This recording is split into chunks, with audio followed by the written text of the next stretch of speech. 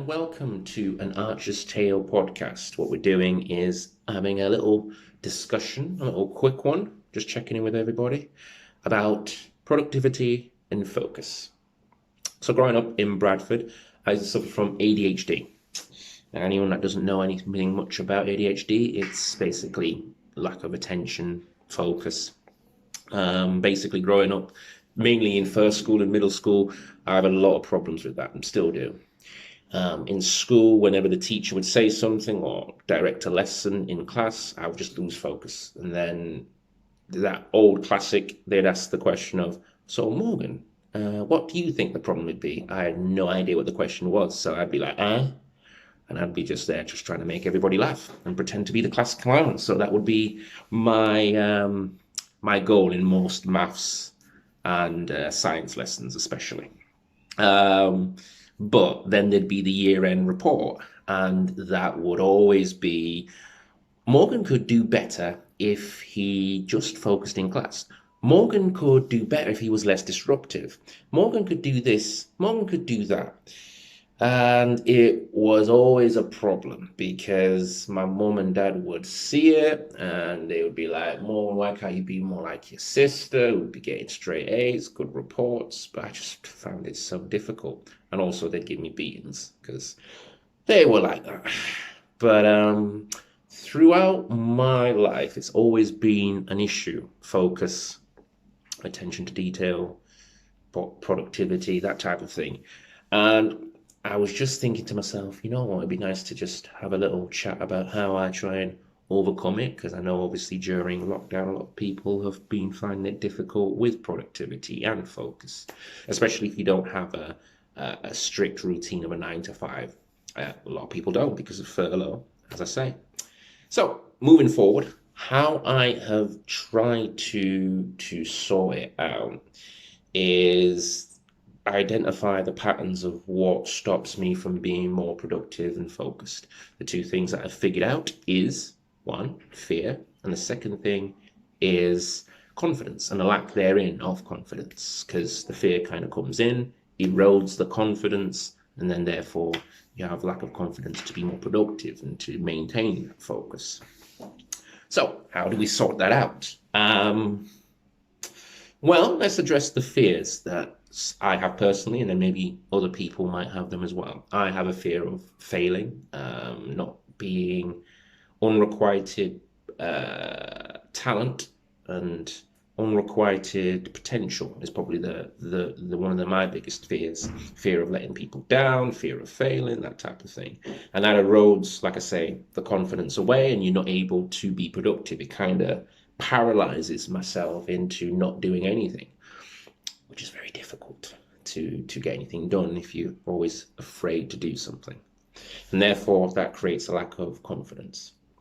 Now, I do a lot of reading of biographies, various magazines and newspapers and things like that. And I was reading an interview with the ex-Arsenal footballer, women's footballer, Alex Scott. She's gone on to do presenting. And she was saying that she's done a bit of therapy. It's a good, actually, interview. It was in the Sun on Sunday magazine. It was a good interview. You could probably see it online.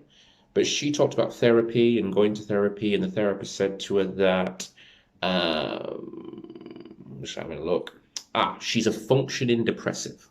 She would push away her thoughts and her feelings and emotions to focus on work, which is something I recognized in myself, is to try and get for full focus and attention. I need to kind of push away all distractions, which can mean that you kind of get depressed because outside of work, there's no other not distractions, but there's no other fulfillment. There's no other enriching life experiences other than the work you're pursuing, which is kind of what I've realized during lockdown a lot, and a lot of people probably have realized during lockdown that a lot of the time we just focused on work, and when you take that work away, you kind of think to yourself, well, what else is there? And that's something that she found, something I found, and something that, like I say, feel like we need to talk about. Now, how do we address it? Why do we have this lack of confidence and fear, and how can we sort it out? How do we get it back? The truth is, for me, the fear never really goes away. It's always kind of prevalent, but I use it as fuel to kind of propel me to move forward, to help me get up very, very early, normally around the 6, 7 o'clock mark, go out, go for the jog, or go on the bike, do some press ups, do a lot of work on that. That's me. I try and write down my goals for the day, for the week, for the month, for the year. Um, and then obviously visualize what it's like to achieve these goals, visualize what it's like once I've got them, and kind of work backwards. So kind of think I've already got the holiday, 5 holidays in different countries, think that I've already got the £1 million or whatever you think yourself, I've already got the car, or I've already got this particular thing. And then kind of like work backwards. And those steps of working backwards to where you're at that moment in time is what you need to do to get to that point. That's probably the best way to build the confidence, is having the plan to get whatever it is that you want. Talk to people about your goals, because good people, not necessarily the ones that are negative, because it helps you to crystallize and speak these things out into the universe as well. What you want to try and do with these goals is make them more positive than negative. What do I mean by positive and negative? What you want to try and do is say, I'm going to eat 5 to 7 portions of fruit a day. I'm going to do 30-minute runs per day, 4 or 5 times a week, rather than negative, which is I don't want to get COVID, or I don't want to get into more debt. Our mind, I read a book on it, can't remember what it was, but our mind kind of isn't aware that we're trying to say no to something. So if we are doing something kind of negative, which is I don't want to get sick, it doesn't recognize the don't. It just recognizes I want to get sick. So it kind of promotes that, if you see what I'm saying. As I say, what you need to try and do is have a balance for the positive goals that you're trying to do. So you want to have a mixture of ones that are not just money related, but ones that are kind of spiritual, personal, be more healthy for yourself, rather than just focus on getting the money to get the car, the house, whatever. And as I say, it's one of those ones where it's a day-to-day experience. Sometimes you're not always going to achieve all the goals. Sometimes I don't always wake up at 6, 7 o'clock in the morning, but it's just being kind to yourself and being like, you know what? It's just not one of those days. But the next day, just keep going, keep pushing, keep going, because there's always another day. I mean, get up early. I mean, we've got shit to do, even in lockdown.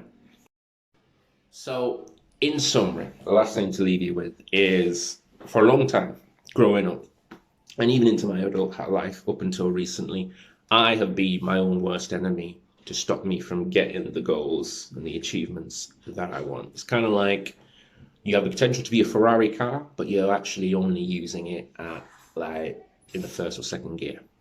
Doesn't make any sense. So even if certain things were put in place, because of the fear and the lack of focus and concentration, and also the confidence to go out there and achieve these goals, I would screw it up. I'd find a way to screw it up. And I mean, a lot of people might find that that's the case for themselves. The only thing I can say to you is to, and with me, like I say, it's a work in progress each and every day, is to literally just keep working, have the plan, keep working on it each and every day. And that builds up the confidence that you can achieve the goals in your plan. And if you can't get rid of the fear, like I can't get rid of the fear, use it as confidence. Just breathe, meditate, breathing exercises, that all helps. Exercise also helps, and speaking to people also helps. But you need to have the plan, execute the plan by doing it each and every day. Make little tiny adjustments if you feel like things are not working out. If you have to get up at 7 or 8, if you have to do a different type of jobs to get to that level, do those micro adjustments, but just stick to the plan that you set. And also look deep within yourself as to what it is that you actually want, and be very honest with yourself.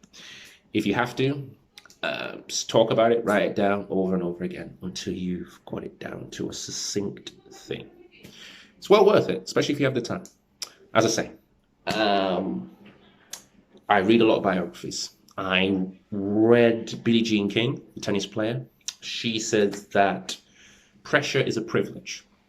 To have the pressure when you're in that moment to achieve your goals is actually a good thing, because it means that you're moving in the right direction. If you're outside of your comfort zone to achieve everything that you want to achieve, that's actually a very good thing to do so. So, pressure is a privilege, and use it. And hopefully, if it helps, I know it's only been a few minutes, use the fear as fuel and hopefully use it to build your confidence to achieve your goals. As I say, I appreciate everyone who's listened, watched. We'll be doing more of these Archer's Tales over the course of the year. That's one of my goals. We'll be getting a few guests on, talking about various different things. We'll try and do probably some live streams, and then we'll move into doing it in a studio, because I like to do a face-to-face type of thing. That'd be nice. Anyway, thank you very much for your time. Take care. Have a good weekend, and I will chat to you soon on another Archer's Tale. Take care.